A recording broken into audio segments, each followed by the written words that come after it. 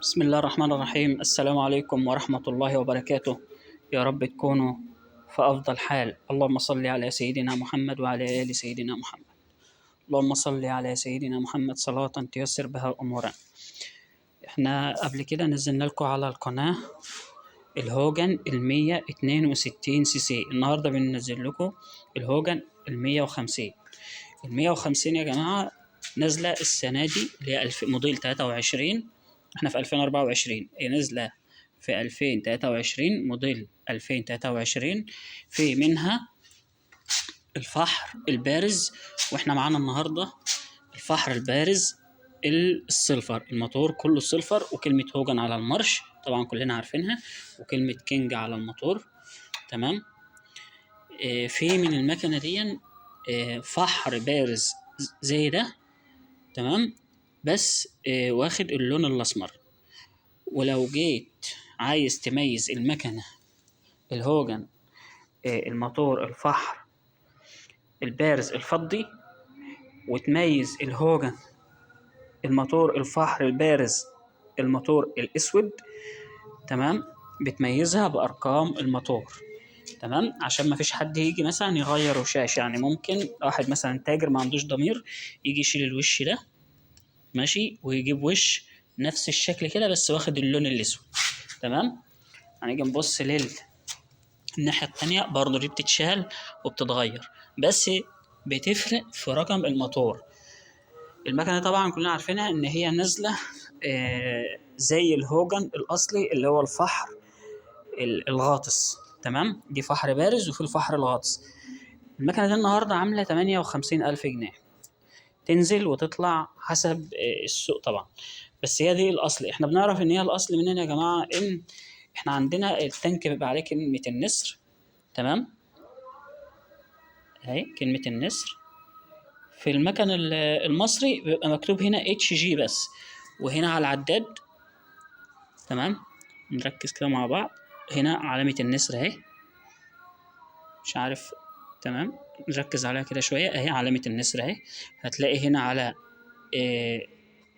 على الكونتاكت كلمة النسر. تمام، وعندنا هنا المفتاح هتلاقي عليه كلمة هوجن. ثواني بس كده اما تظهر معانا اهي، ماشي. المكنة دي برضو بطاريتها مية مش جافة، لأن الاستيراد بيبقى البطارية بتاعته مية. احنا عايزين نعرف المكنة دي يا جماعة استيراد نعرفها من ايه. لو جينا نبص هنا كده هنلاقي هنا كلمة اهي. أول حاجة معانا بتبدأ اتش جي. تمام، الموتور طالما مكتوب عليه اتش جي يبقى أصلي. عندنا هنا رقمين تانيين اهم، 11 51. ده بالنسبة للموتور الفضي 11 51. لو جينا نبص على أبو حواء الفرز الأول اللي هو الموتور الفحر الغاطس، الموتور بيبقى 19.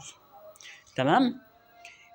المكنة الفحر البارز، تمام، رقمها مختلف بس أنا والله مش فاكره حاليا. بس هو أهم حاجة إن الموتور معانا يبدأ هنا الكلمة ده اهي. الكلمة دي يا جماعة اللي هي ال HG اهي، باينة معاكم اهي. الموتور يبقى معانا، انا بركز بس لحد ما الكاميرا تجيب الرقم. ال HG حلو. HG المكنة طبعا بمكتوب هنا على ده هنا كلمة هوجن على التانك اللي جناب جامبو 150 HG.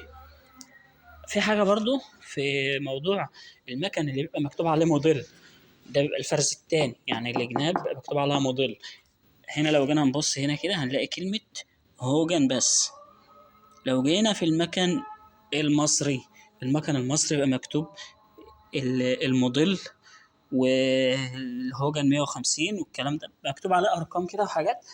فالأصلي مكتوب عليه كلمة واحدة بس، هي الهوجن فقط لا غير. تمام بالنسبة للأصل. وعندنا على الديل برضو بقى مكتوب هنا كلمة هوجن. يعني في حاجات كتير بتميز المكنة يا جماعة الأصلي من المصري الدرجة التانية. ومع العلم إن الدرجة التانية برضو مش وحش، يعني على قد شغله كده واستخدامه وتحافظ عليه يعيش معاك. في برضو حاجة تانية، شوفت هنا، في الآخر كده طبة صغيرة وهنا طبة صغيرة، ده بيبقى موجود في الشاسيهات الاستيراد. تمام. المكن ده يا جماعة النهاردة الهوجن 150 فيه كذا نوع، انواع منه كتير جدا. عندنا السي ام جي كمان منه نوعين، الجامبو والعادي. عندك ابو المجد، هوجن ابو المجد. عندك في هوجن مكنه اسمها بي تي هوجن او بيت هوجن، نفس الشكل كده. عندنا بقى ابو حوا هوجن اتش جي، هوجن الفحر البارز، هوجن الفحر البارز الصرفر، هوجن الفحر الغاطس. كتير جدا يعني. ابو حوا قد يكون له 5 انواع من المكنه دي. تمام. بس احسنهم يعني وافضلهم هي المكنه الفحر البارز، ماشي. وعندنا برضو الفحر البارز الاسود، وعندنا الفحر البارز عفوا الفحر الغاطس الاسود. تمام. بتبقى الكلمه دي بالاسمر بس غطسه مفحوره جوه، ودي هنا. بس نخلي بالنا برضو ان في مكن الاتش جي فرز تاني بيبقى معمول عليه نفس الكلمه دي ونفس الكلمه دي، وبتبقى غطسه. فاللي نرجع ونقول بترجع لرقم الموتور اللي هو اهم حاجه ان يبدا بالاتش جي. وعندنا برضو الكرفاتير في المكن المصري ما بقاش مكتوب عليه دي، ما بقاش مكتوب عليه الرقم ده ولا الحروف دي. تمام. نجيب لكم ايه تاني؟ اعتقد يعني احنا جبنا كل حاجه. مكنه اهي، يعني المكنه الاصلي بتبقى مميزه شويه ال عن المصري. والشلته دي طبعا دي مش شلته المكنه، انا بس اعمل لها كسوه كده عشان تحافظ على الشلته الاصليه. ماشي. ونرجع نقول برضو نذكر حضراتكم ان المكنه آه، البطاريه بتاعتها جافه. كل المكنه ان المكنه البطاريه بتاعتها ميه. المكن المصري الفرز التاني المكن كله ميه ميه، بطاريه جافه. تمام. عشان بس تبقوا عارفين ان الاصلي بطاريته تختلف عن الصين. المكنه اهي نعمل لكم عليها فيديو عشان الناس تبقى عارفه احنا بنتكلم على ايه. موتور، حتى لو جينا تشوف تشوف المكنه وتشوف الخامه بتاعتها تبقى مختلفه تماما عن المصري. والمصري يا جماعه مش وحش، برضه شغال. واللي يحافظ عليه، يعني انت لو جبت حتى مكنه او موتوسيكل معمول من الورق وبتحافظ عليه ما هيعيش. الرك على اللي بيستخدم الموتوسيكل. تمام.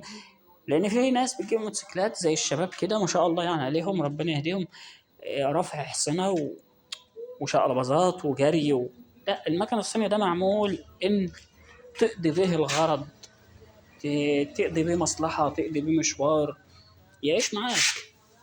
تمام. شوفوا وشكم على خير،